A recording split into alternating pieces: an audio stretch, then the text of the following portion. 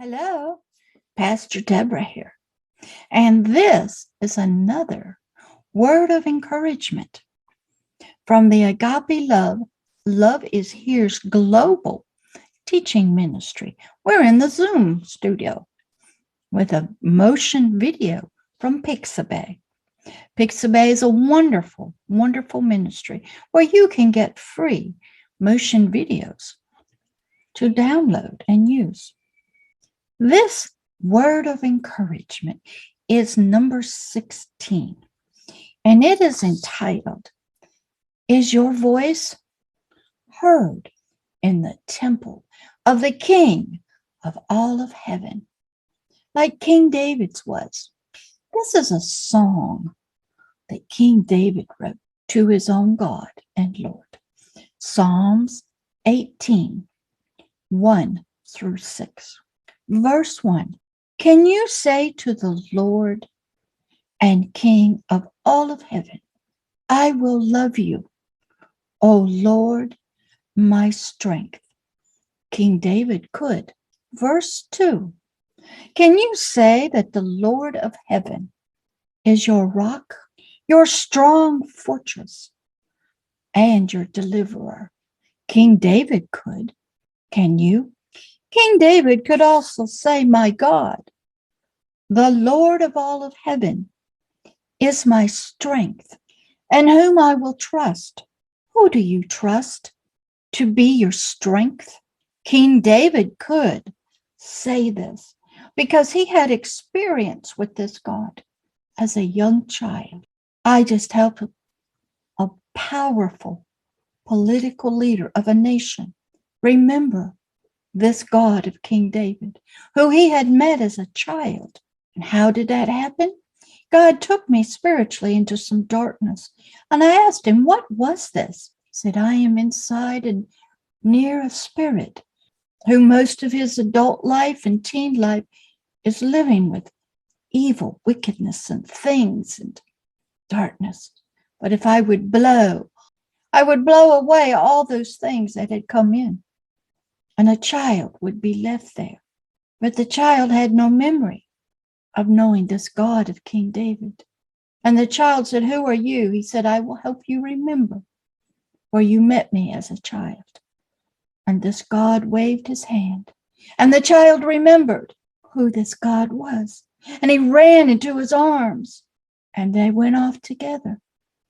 So this God could help him in his nation. For a powerful enemy was coming, a dragon that had already set foot in the nation and desired to have more of it. This God of this child, who was now a man, powerful, powerful leader, God was going to help him to save the nation from the dragon. That was last night. So can you trust God as King David did as a child? Maybe you met King David's God in the womb. Maybe you met him in childhood in a dream. Maybe you met him and you didn't even know it. But he is there. He'll help you remember if you did. And if you didn't, he wants to meet you for the first time. So be encouraged. King David heard and he knew this God's voice. And King David knew his voice would travel up to the very temple and the throne room of God himself. King David could also say to this king, this Lord and this God of heaven, who lived on high, but was always close, never far from David, that this God was his buckler, which could fasten his feet and his shoes so he could walk strongly without tripping, without stumbling, and with strength in his feet. And King David could say that this God was his horn of salvation, for the horn sounded his redemption, sounded his rebirth, declared to all that he had been redeemed and born again, delivered and set free, and was now a child of the King. The horn also provided notice to every enemy of King David. King David was now a king on earth. King David could also say of this Lord that this Lord was his high tower, his protection and strength, his defense and refuge. Can you? I've done that many a times. I had a meeting to go to. Thought I was in trouble. Had nobody to help me, nothing to calm my soul down. So I ran into the high tower of God for protection. He steadied me, protected me from the enemy who was going to attack me in the pastor's office. Can you believe that?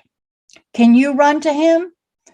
Can your God that you are worshiping and serving and obeying, is he your protector? Does he have a high tower you can run into when you're being attacked? You're diseased? Does he have healing for you? Does he provide when there's no provision? Is he a loving God that can wrap his arms around you spiritually and your soul feel at peace? Verse 3. Can you say, as King David did, these things about your God? Do you call upon King David's God and Lord, who King David called and said was worthy to be praised? Is your God that you serve worthy to be praised? Does he ever say thank you to you for all you do to him? Does he ever smile at you just for being you? Does he offer you hope and your children? Does he offer you a life after death of beauty and peace and rest with him? Or does he offer other things of a sexual nature, pleasures that you cannot have on earth? Does he even talk to you? Does he even answer you? Are you having to rely on prophets or teachers? Do you even have a personal, intimate relationship? Does your God save you from your spiritual enemies? When you're taken to meetings, taken in dreams, I was just in one last night. I had people that I knew in the natural attack me. Their spirits were evil. They were serving this God. I had pulled out a sword and I asked God to infuse it with light and power. And I had to eventually work my way up to the big guy, to the big demonic spirit who was infused into a human spirit. Now, God is gentle with the human spirits. He loves the human spirits, but he will deal with them as gently as he can. King David knew that. He knew that in the praise and songs of his heart and in the quiet music he played, evil spirits would leave. He had experience with that with King Saul. And King Saul would ask for David to sing and sort of preach and say the word. And peace would come on King Saul, for he was tormented and vexed, for the presence of God had left him. He was troubled and angry and hateful and always desired to kill David, was jealous of him. He knew David had replaced him. But when David sang and prayed, the evilness left. David could say to his king and God and his Lord, I shall be saved from my spiritual enemies. Oh, you may not know that you have spiritual enemies, but you do. You see them even in the natural. Hunger, thirst, and war, beatings, abuse. They all come from the heart of Satan himself. When people are not allowed to be free, when there's oppression of dress and culture, when there's war to take over land, when women are beaten and abused, not even allowed to go to school, when our leaders are corrupt, jealous, and they live a different life than the rest of us. Those are our enemies of freedom and of God. They're in the soul and they're in a spiritual enemies. Hell, death, and the grave are spiritual places. Oh, death is real for the physical body, But death is also a spiritual separation from this loving God of King David. Does your voice rise up to his temple? Can he hear you? Do you cry out? He's sitting there waiting to hear from you, to call to him for help. He wants to help you if you will just call, have a thought. Verse number 4. Do your sorrows of the fear of death also surround you, as they did King David? King David was always surrounded by death through people, circumstances, war. He had lions and bears and then family members. There was always death near to King David. Do the floods, the mighty words of ungodly spiritual people, do they flood you? Are they evil and wicked? Do they kidnap your children? Do they force them to do things they don't want to do? Do they steal them out of schools? Steal them out of your families? Do they human traffic them for sex, for money? Do they pimp them out on the streets? Do they get them into bondage of drugs just for money? They don't care if you live or die, and if you're used up, they throw you away. Those are our enemies. Oh, yes, that is all coming through human spirits who have been infused with demonic spirits, whose souls have not been changed. They have not connected to this lovely God. They do not cry out to him. They pray to other gods. They light candles. They might make the sign of the cross. And yet they will choose death for the babies in the womb. They will choose slavery and oppression for their brothers and sisters of humanity. They will steal children, drug them up for child pornography just to make money, to enslave another human. Oh, yeah, there are enemies. You may not see it. It might be of your own religion. It might be in your own family, in your own nation, trying to take your free will away, forcing you to do things that God chooses you not to do. That's right.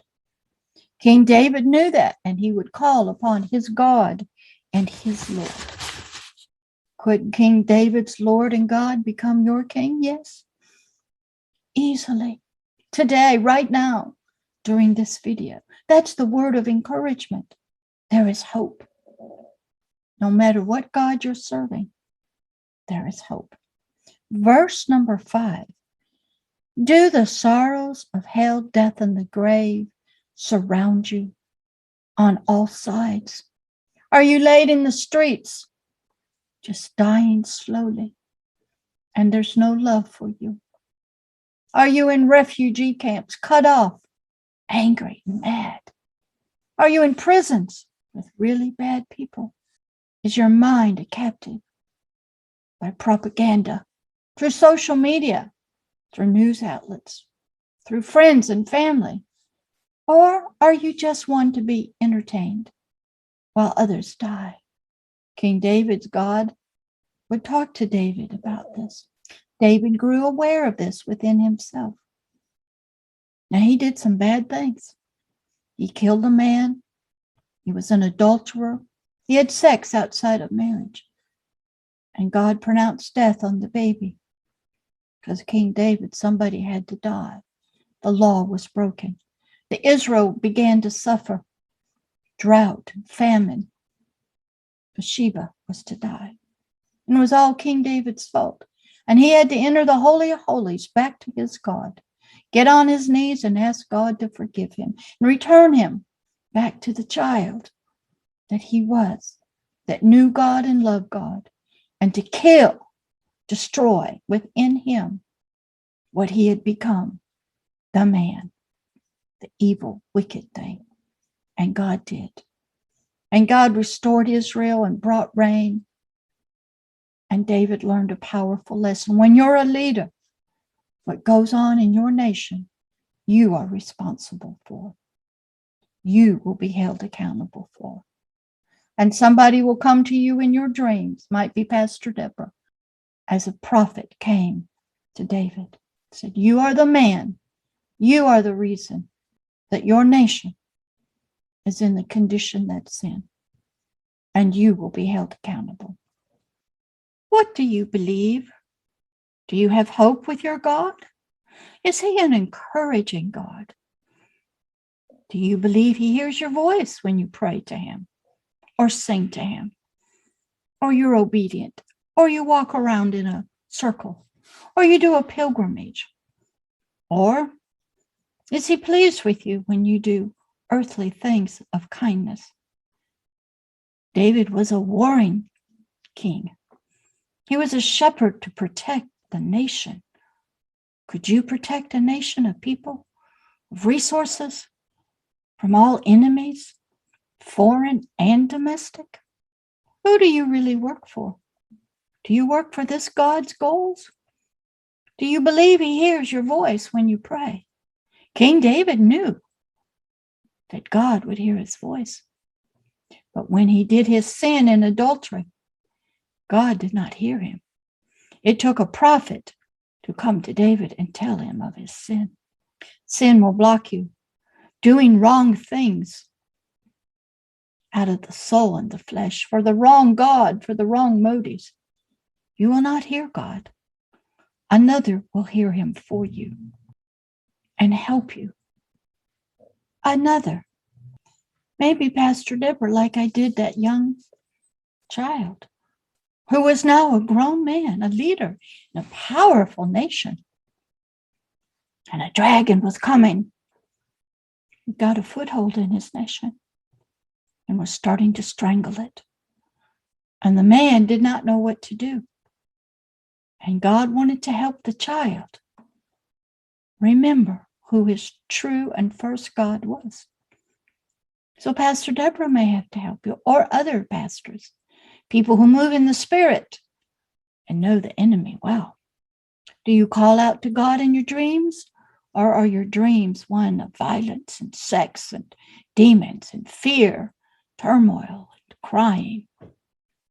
Our dreams, they are our spirit. Oh, our soul has a thought. Last night, my soul was talking a lot, and I had to ask God to help it to be quiet. Because Satan wants to get your soul active and keep your spirit silent. That's right. You will be wore out by just the thoughts of your soul, worrying and fretting and the sorrows of your heart, and that your spirit will stay quiet and it will not be able to talk over the soul. But David knew his God could hear him when he was in that right relationship with him as a child. But when he became a man and he did sin and wicked things to people, that relationship was silent. Even though he went into the temple and prayed, sought God, God was not going to talk to him. God would talk to another who was in a right relationship with him. Oh, God could hear David, all right. And God had watched David do all his stuff, but he won't talk to you. He'll talk to another. Does your God hear you? Does your God talk to you? Do you have to hear from a prophet or a teacher? Are you still a baby, a child? Are you still learning and growing? King David had a lot to learn as a man. And he had to repent, turn, get on his knees and ask this God he had known as a child to forgive him and to kill the evil, wicked adult and man he had become and restore unto him the innocent child who found God out with the sheep, out all alone under the stars, who depended on him, called on him to kill the giant Goliath, who took him in this God into battle to protect and defend the nation of Israel, the very prince of God itself. Do you believe King David's God will hear you if you call on him in your sorrows for help? Will your prayers, your songs, your words, your pleas, will they make it up to his holy temple? Will they come up as smoke in an altar? Will he be told of your voice, your crying, your silent tears? Would he and does he care about you? Is he real? Does he hear your cries for help before him in his temple? Do you cry out to another God other than King David's God and King? Do you? A word of encouragement is King David's God will hear you if you cry out to him from your spirit. Is your voice heard in the temple? In the throne room of this Lord and God of David? It will. It can be. He hears the little cries of children in the womb, the little ones that just get birthed. He hears their heart. They do not know what death is or sickness, and he hears them. Do you believe King David's God and Lord can hear your silent cries, your tears and sorrow, see your brokenness and your fear? Do you believe he can? If he hears you, he'll help you. He's not a God that just listens and does nothing, but he will not violate your free will. He will not come unless you call, because that would be in violation of you. He waits for you to call on him. This word of encouragement from King David tells us that our voices, our cries, our songs, our prayers from the spirit, not the soul, travel up to the temple of God. There he hears it and he sees cries of your heart. And if you will allow him, he will answer you. If you will believe he's real and call on the God and King of King David and of Pastor Deborah, he's not far. He's heard your cries for a long time, but he must wait for you to desire him, not any other God, to help you to answer your cries and calls. Be encouraged. He's there and he's waiting for you. He's not far. Call out with your spirit, sing with your spirit, pray with your spirit, even in your dreams. He will come. He will hear. He will be there for you. Love always and forever, Pastor Deborah, and be encouraged and have hope. And I'll see you again in the next Zoom's studio with a word of encouragement for you. Love. Bye.